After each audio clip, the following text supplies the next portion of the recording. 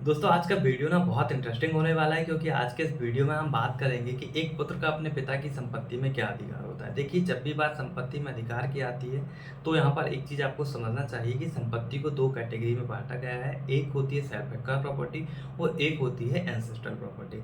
तो self acquired property और ancestral property में क्या डिफरेंस होता है, इस चीज़ को हम समझते हैं। तो देखिए जब कोई व्यक्ति अपने जीवन काल में स्वयं की कमाई से कोई चीज़ खरीदता है, कोई प्रॉपर्टी बनाता है, तो वो सेल्फ एक्वायर्ड प्रॉपर्टी कैटेगरी में आती है। लेकिन जब कोई व्यक्ति अपने पूर्वजों से कोई संपत्ति प्राप्त करता है, 3 पीढ़ी या उससे ज़्यादा से कोई संपत्ति चली आ रही है से ट्रांसफ़र होते हुए, फॉर एग्ज़ाम्पल परदादा से दादा को, दादा से पिताजी को और पिताजी से अब अपने बच्चों में जब आगे प्रॉपर्टी वो डिस्ट्रीब्यूट होगी, तो वो जो प्रॉपर्टी होती है वो एंसेस्ट्रल प्रॉपर्टी होती है।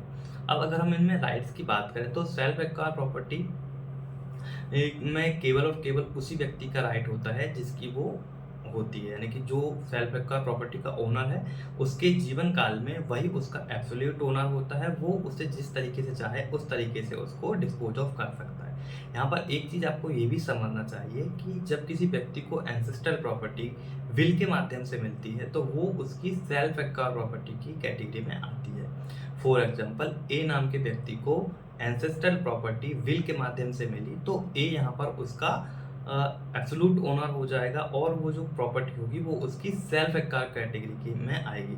और इसी के साथ साथ अगर किसी व्यक्ति को विल के माध्यम के साथ साथ अगर गिफ्ट से कोई प्रॉपर्टी भी मिलती है तो वो प्रॉपर्टी भी उसकी सेल्फ एक्वायर्ड प्रॉपर्टी मानी जाएगी। ठीक है, अब हम बात करते हैं इनमें राइट्स की कि बच्चों का क्या राइट्स होता है। तो देखिए जब अगर हम एंसेस्ट्रल प्रॉपर्टी की बात करें तो अगर जैसे मान लीजिए कोई हिंदू अनडिवाइडेड फैमिली है और वहाँ पर कोई एंसेस्ट्रल प्रॉपर्टी है, तो वहाँ पर जब प्रॉपर्टी का पार्टीशन होगा, डिस्ट्रीब्यूशन होगा, तो जितने सदस्य उस घर में होंगे उन सबको इक्वल राइट मिलेगा।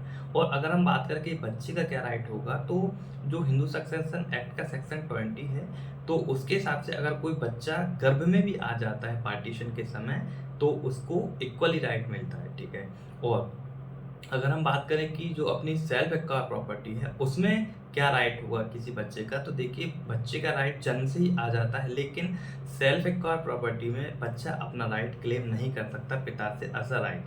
तो पिता की मृत्यु के बाद ही सेल्फ एक्वायर्ड प्रॉपर्टी में बच्चे को अधिकार मिलता है। हाँ, यहाँ पर एक चीज़ ज़रूर ये होती है कि अगर कोई पिता अपने बच्चे को मेंटेन नहीं कर रहा है तो Hindu maintenance and adoption act के अनुसार वो अपने पिता से मेंटेनेंस क्लेम कर सकता है, लेकिन पिता के जीवित रहते हुए वो अपने पिता से सेल्फ एक्वायर्ड प्रॉपर्टी में से अपना हिस्सा नहीं मांग सकता।